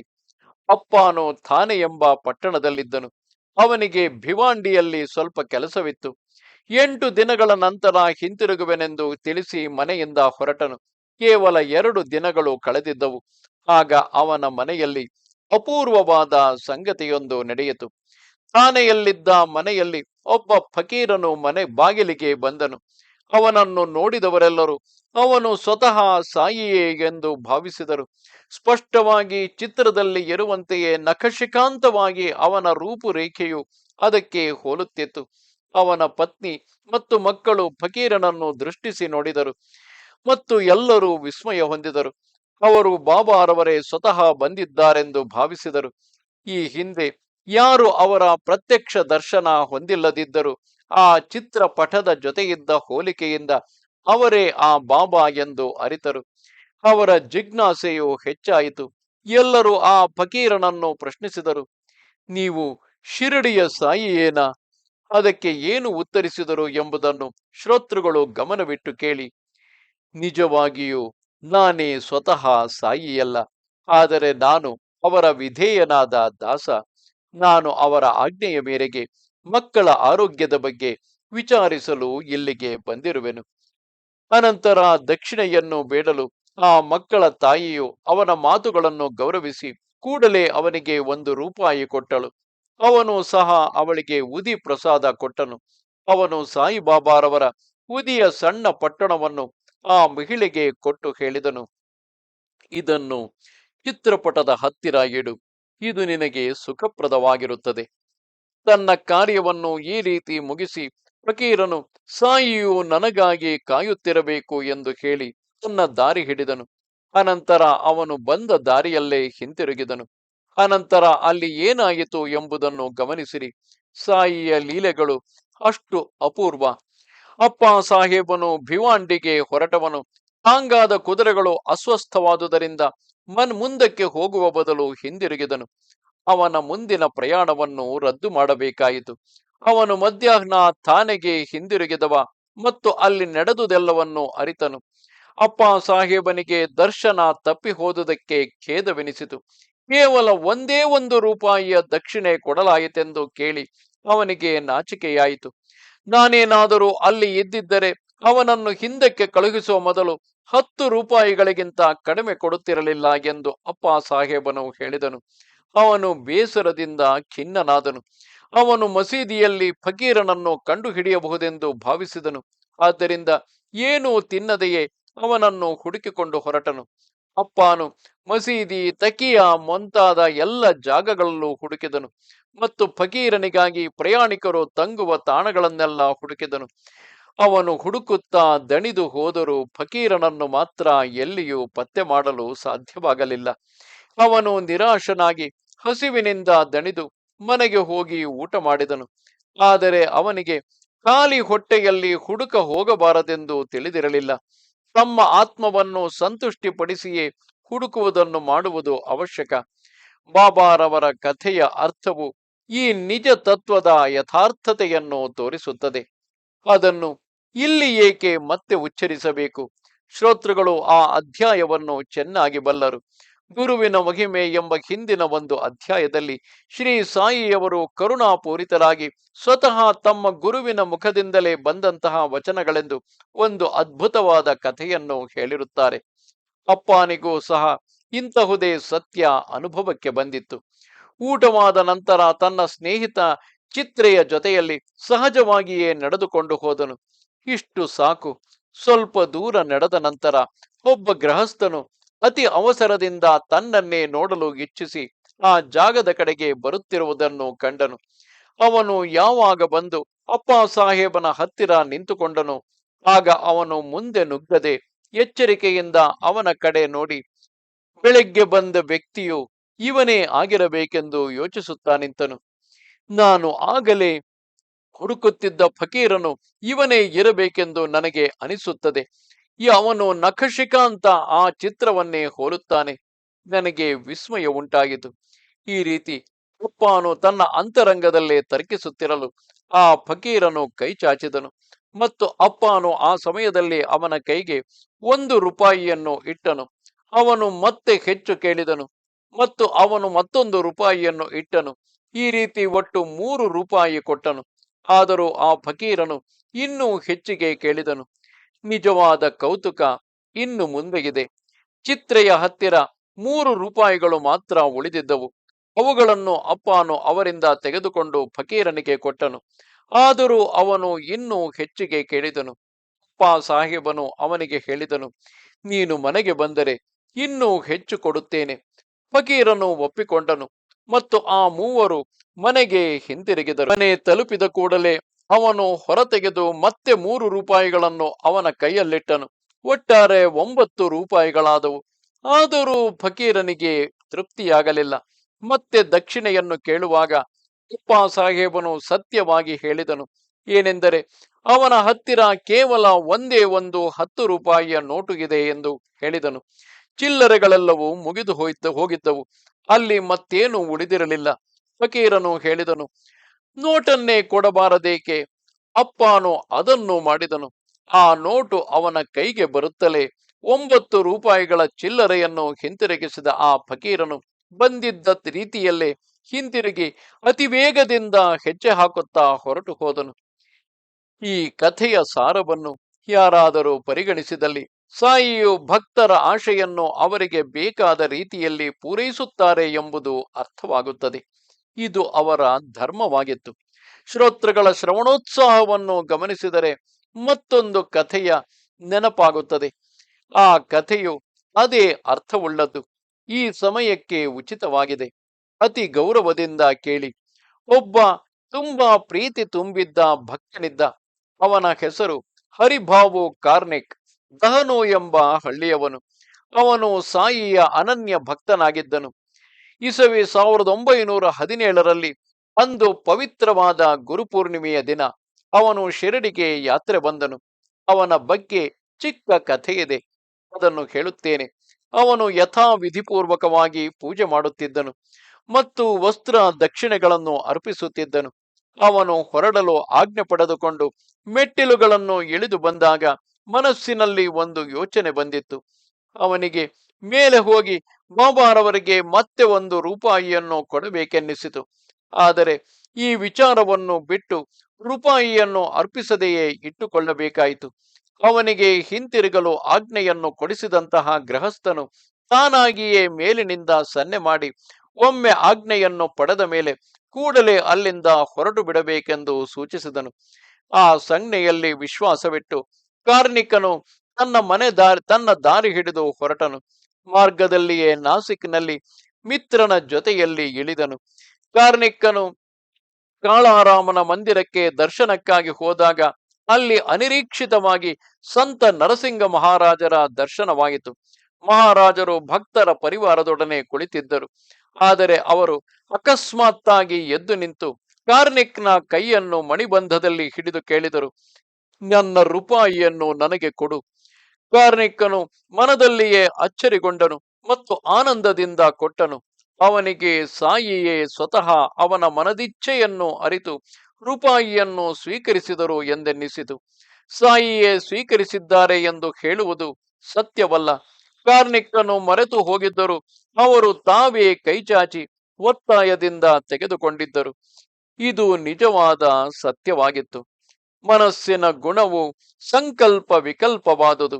ತರಂಗಗಳ ಮೇಲೆ ತರಂಗಗಳು ಏಳುವವು. ಆರಂಭದಲ್ಲಿ ಏನನ್ನಾದರೂ ಯೋಚಿಸುತ್ತಾನೆ, ಆದರೆ ಅನಂತರ ಬೇರೆಯೇ ಯೋಚನೆ ಬರುತ್ತದೆ. ಆರಂಭದಲ್ಲಿ ಏಳುವ ಯೋಚನಾ ಲಹರಿಯು ಒಳ್ಳೆಯದಾಗಿದ್ದು ಸದ್ವೃತ್ತಿಯದಾಗಿದ್ದರೆ ಅದನ್ನು ಪರಿಪೋಷಿಸಬೇಕು. ಅದು ಅವನಿಗೆ ಕಲ್ಯಾಣಕಾರಿಯಾಗಿರುತ್ತದೆ. ಇದನ್ನು ಮನಸ್ಸಿನಲ್ಲಿಯೇ ಅನುಸಂಧಾನ ಮಾಡಿ ಎಚ್ಚರಿಕೆಯಿಂದ ಅಧ್ಯಯನ ಮಾಡಿ ಮತ್ತು ನಿಧಿಧ್ಯಾಸನ ಮಾಡಿರಿ. ಅದನ್ನು ಮರೆಯಬೇಡಿರಿ ಮತ್ತು ಪ್ರತಿಯೊಂದು ಮಾತನ್ನು ಉಳಿಸಿಕೊಳ್ಳಲು ಸಕಲ ಪ್ರಯತ್ನ ಮಾಡಿರಿ. ಅಪ್ಪ ಸಾಹೇಬನು ಅವರ ಬಗ್ಗೆ ಹೇಳಿದ್ದನು, ಆದರೆ ಅನಂತರ ಅದನ್ನು ಮರೆತಿರಬಹುದು. ಆದರೆ ಅವನು ಹೇಳಿದ್ದ ರೀತಿಯಲ್ಲೇ ಬಾಬಾರವರು ಅವನ ಇಚ್ಛೆಯನ್ನು ಪೂರೈಸಿದ್ದರು ಮತ್ತು ಭಕ್ತಿಯ ಅದ್ಭುತ ದೃಷ್ಟಾಂತವನ್ನು ತೋರಿಸಿದರು. ಇಲ್ಲದಿದ್ದರೆ ಫಕೀರನು ತನ್ನ ಹತ್ತಿರ 19 ರೂಪಾಯಿಗಳು ಇದ್ದರೂ 10 ರೂಪಾಯಿಗಳ ನೋಟಿನ ಸಹಿತವಾಗಿದ್ದು ಅಪ್ಪನಿಗೆ 9 ರೂಪಾಯಿಗಳನ್ನು ಮಾತ್ರ ಏಕೆ ಕೊಟ್ಟನು? ಅದು ಅಪ್ಪನ ತೀವ್ರವಾದ ಆಶೆಯಿದ್ದುದು. 10 ರೂಪಾಯಿಗಳನ್ನು ಮಾತ್ರ ಕೊಡಲು ಇಚ್ಛಿಸಿದ್ದು. ಇದು 9 ನಾಣ್ಯಗಳ ಕಂಠೀಹಾರವಾಗಿತ್ತು ಮತ್ತು ಬಾಬಾರವರ ಹಸ್ತ ಸ್ಪರ್ಶವಾಗಿದ್ದು ನವವಿಧ ಭಕ್ತಿಗಳ ಸಂಕೇತವಾಗಿತ್ತು. ಅವನಿಗೆ ಅದನ್ನು ನೆನಪಿಗೆ ತರುವ ರೀತಿ ಸಾಯಿಯದಾಗಿತ್ತು. ಬಾಬಾರವರು ತಮ್ಮ ದೇಹವನ್ನು ತ್ಯಜಿಸುವ ಕಥೆಯನ್ನು ಕೇಳಿದರೆ ನೀವು ದಾನ ಮಾಡುವ ಆದರ್ಶ ರೀತಿಯನ್ನು ಅರಿಯುವಿರಿ. ಅವರು ಆ ಸಮಯದಲ್ಲಿ 9 ರೂಪಾಯಿಗಳನ್ನು ಕೊಟ್ಟಿದ್ದರು. ಅವನ ಪತ್ನಿಯು ಕೇವಲ 1 ರೂಪಾಯಿಯನ್ನು ಮನಃಪೂರ್ವಕವಾಗಿ ಕೊಟ್ಟಿದ್ದಳು. ಅದನ್ನು ಅತ್ಯಂತ ತೃಪ್ತಿಯಿಂದ ಸ್ವೀಕರಿಸಿದ್ದ ಫಕೀರನು, ಅಂದರೆ ಆ ಬಾಬಾನು, ಮತ್ತೆ ಹೆಚ್ಚಾಗಿ ಕೇಳಲಿಲ್ಲ. ಆದರೆ ಅಪ್ಪನು ಭಾವಿಸಿದನು, ತನ್ನ ಹೆಂಡತಿಯು ಕೊಟ್ಟ 1 ರೂಪಾಯಿಯು ಬಹಳ ಸ್ವಲ್ಪವಾಗಿತ್ತು ಮತ್ತು ತಾನೇನಾದರೂ ಅಲ್ಲಿ ಇದ್ದಿದ್ದರೆ ಅದಕ್ಕಿಂತ 10 ಪಟ್ಟು ಹೆಚ್ಚು ಹಣವನ್ನು ಕೊಡುತ್ತಿದ್ದೇನೆಂದು ವಿಚಾರ ಮಾಡಿದನು. ಈ ರೀತಿ ಅಪ್ಪನು ತನ್ನ ಸ್ವತಃ ಮಾತುಗಳಿಗೆ ಕಟ್ಟುಬಿದ್ದು ತಾನು 10 ರೂಪಾಯಿಗಳನ್ನು ಕೊಡುತ್ತಿದ್ದೇನೆಂದು ಹೇಳಿದ್ದರಿಂದ ಅವನು ತನ್ನ ಋಣದಿಂದ ಹೇಗೆ ಮುಕ್ತನಾಗುತ್ತಾನೆ? ತನ್ನ ಮಾತಿನಂತೆ ಪೂರ್ತಿ ಹಣವನ್ನು ಕೊಡಲೇಬೇಕಲ್ಲವೇ? ಈ ಫಕೀರನು ಇತರರಂತಲ್ಲ. ಅವನು ಕೈಯಲ್ಲಿಟ್ಟಿದ್ದನ್ನು ಸ್ವೀಕರಿಸಿ ಹಿಂದಕ್ಕೆ ಹೊರಟು ಹೋಗಲು ಅವನೇನು ಭಿಕ್ಷುಕನೇ? ಆ ದಿನವೂ ಇನ್ನೂ ಮುಗಿದಿರಲಿಲ್ಲ ಮತ್ತು ಅಪ್ಪನು ಹೇಳಿದ ಅದೇ ದಿನವೇ ಫಕೀರನು ಹಿಂದಕ್ಕೆ ಬಂದಿದ್ದನು. ಅಪ್ಪನಿಗೆ ಅವನು ಮತ್ತೊಬ್ಬ ಅಪರಿಚಿತ ಫಕೀರನಿರಬೇಕೆಂಬ ಶಂಕೆ ಇತ್ತು. ಆರಂಭದಲ್ಲಿ ಅವನನ್ನು ಹಣ ಕೇಳಿದಾಗ ಅವನಲ್ಲಿ 6 ರೂಪಾಯಿಗಳು ಮಾತ್ರವೇ ಇದ್ದವು. ಆದರೆ ಅವನು ಸಂಶಯಗ್ರಸ್ತನಾಗಿದ್ದುದರಿಂದ ಆ ಹಣವನ್ನು ತ್ಯಾಗ ಮಾಡಿರಲಿಲ್ಲ. ಸಾಕಿಷ್ಟು. ಬಾಬಾರವರಿಗೆ ಅಪ್ಪನ ಮೇಲೆ ಪ್ರೀತಿ ಇಲ್ಲದಿದ್ದರೆ, ಫಕೀರನ ವೇಷದಲ್ಲಿ ಬರುತ್ತಿದ್ದರೆ, ಅವರು ದಕ್ಷಿಣೆಯ ನೆಪ ಒಡ್ಡದಿದ್ದರೆ ಈ ಕಥೆಯು ಕೌತುಕಮಯವಾಗುತ್ತಿತ್ತೆ. ಅಪ್ಪ ಸಾಹೇಬನು ಕೇವಲ ಒಂದು ನಿಮಿತ್ತ ಮಾತ್ರ ನಮಗೆ ಪಾಠ ಕಲಿಸಲು. ಏಕೆಂದರೆ ನಾವೆಲ್ಲರೂ ಒಂದೇ.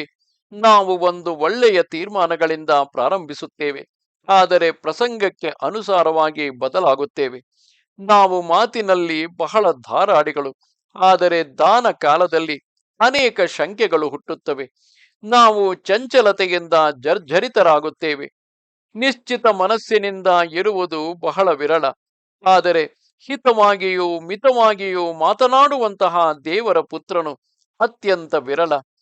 ಅವನು ತನ್ನ ಮಾತಿನಂತೆಯೇ ನಡೆಯುತ್ತಾನೆ ಮತ್ತು ಏನನ್ನು ವಾಗ್ದಾನ ಮಾಡುತ್ತಾನೋ ಅದನ್ನೇ ಮಾಡುತ್ತಾನೆ.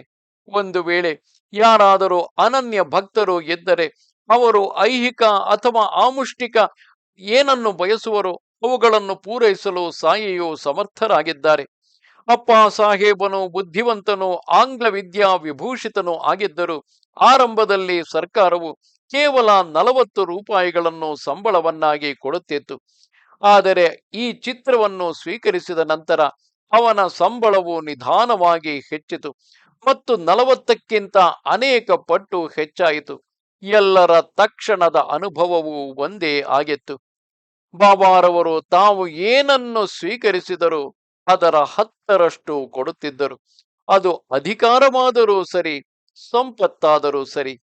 ಅದು ಅಲ್ಲದೆ ಭಕ್ತಿ ವಿಶ್ವಾಸಗಳಿಂದಾಗಿ ದೇವರ ಕಡೆಗೆ, ಪರಮಾರ್ಥದ ಕಡೆಗೆ ಆಧ್ಯಾತ್ಮಿಕ ದೃಷ್ಟಿಯು ಹೆಚ್ಚುತ್ತದೆ. ಇದೊಂದು ಅತಿ ವಿಶೇಷವಲ್ಲವೇ? ಬಾಬಾರವರ ಕುಶಲತೆಯು ಅದ್ಭುತ.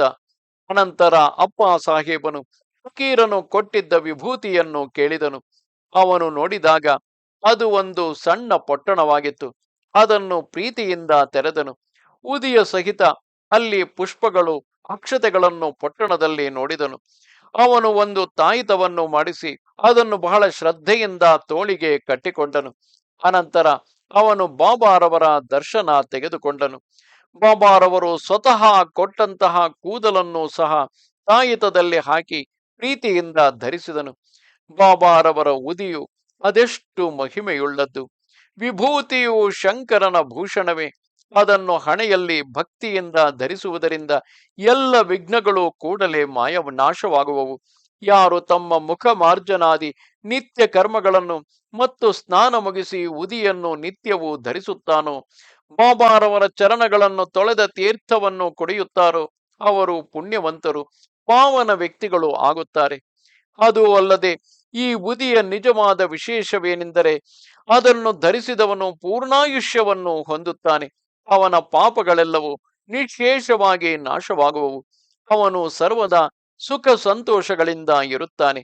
ಅಂತಹ ಮಧುರ ಕಥಾಮೃತದ ಹಬ್ಬವನ್ನು ಸಾಯಿಯು ಅಪ್ಪನಿಂದಾಗಿ ನಮಗೆ ತಯಾರಿಸಿಟ್ಟಿದ್ದಾರೆ. ಅಲ್ಲಿ ನಾವು ಆಹ್ವಾನರಹಿತರಾದರೂ ನಾವು ಅವನೊಡನೆ ಯಥೇಷ್ಟವಾಗಿ ಸಂತುಷ್ಟರಾಗೋಣ. ಅತಿಥೇಯ ಮತ್ತು ಅತಿಥಿಗಳು ಇಬ್ಬರಿಗೂ ಒಂದೇ ಭೋಜನವು. ಅದರ ರುಚಿ ಮತ್ತು ಮಧುರತೆಯ ರಸಾಸ್ವಾದನೆಯಲ್ಲಿ ಯಾವುದೇ ವ್ಯತ್ಯಾಸವಿಲ್ಲ. ಇಂತಹ ಸ್ವಾನಂದಕರವಾದ ಭೋಜನದಿಂದ ಸಂತೃಪ್ತರಾಗಿರಿ. ಹೇಮಾದನು ಸಾಯಿಗೆ ಶರಣಾಗುತ್ತಾನೆ. ಈಗ ಇಷ್ಟು ಕೇಳಿದುದು ಸಾಕು. ಮುಂದಿನ ಅಧ್ಯಾಯದಲ್ಲಿ ಉದಿಯ ಇನ್ನೂ ಹೆಚ್ಚಿನ ಮಹಿಮೆಯ ನಿರೂಪಣೆಯೂ ಇದೆ. ಯಾವ ರೀತಿ ಉದಿಯ ಧಾರಣೆ ಮತ್ತು ಸಾಯಿಯ ದರ್ಶನವು ಮೂಳೆಯ ಕ್ಷಯರೋಗ, ಹೊಟ್ಟೆಯ ಹುಣ್ಣುಗಳು, ನಾರುಹುಳು ಮತ್ತು ಬ್ಯುಬೋನಿಕ್ ಪ್ಲೇಗ್, ಗ್ರಂಥಿಜ್ವರ ಇವುಗಳನ್ನು ಗುಣಪಡಿಸಿದವು ಎಂಬುದನ್ನು ಪೂರ್ಣ ತತ್ಪರತೆಯಿಂದ ಕೇಳಿರಿ. ಎಲ್ಲರಿಗೂ ಶುಭವಾಗಲಿ. ಸಂತರು ಮತ್ತು ಸಜ್ಜನರಿಂದ ಪ್ರೇರಿತನಾದ ಭಕ್ತ ಹೇಮಾದ ಪಂತನು ರಚಿಸಿದ ಶ್ರೀ ಸಾಯಿ ಸಮರ್ಥ ಸಚ್ಚರಿತೆಯ ಉದಿಯ ಶಕ್ತಿ ಎಂಬ 33ನೆಯ ಅಧ್ಯಾಯವು ಇಲ್ಲಿಗೆ ಮುಗಿಯಿತು. ಶ್ರೀ ಸಮರ್ಥ ಸದ್ಗುರು ಸಾಯಿನಾಥರ ಚರಣಗಳಿಗೆ ಸಮರ್ಪಣವಾಗಲಿ. ಸನ್ಮಂಗಳವಾಗಲಿ. ನಮಸ್ತೆ ಶಾರದೆ ದೇವಿ, ಕಾಶ್ಮೀರ ಪುರವಾಸಿನಿ. ತ್ವಾಮಹಂ ಪ್ರಾರ್ಥಯೇ ನಿತ್ಯಂ, ವಿದ್ಯಾದಾನಂಚ ದೇಹಿಮೆ. ನಮಸ್ಕಾರ.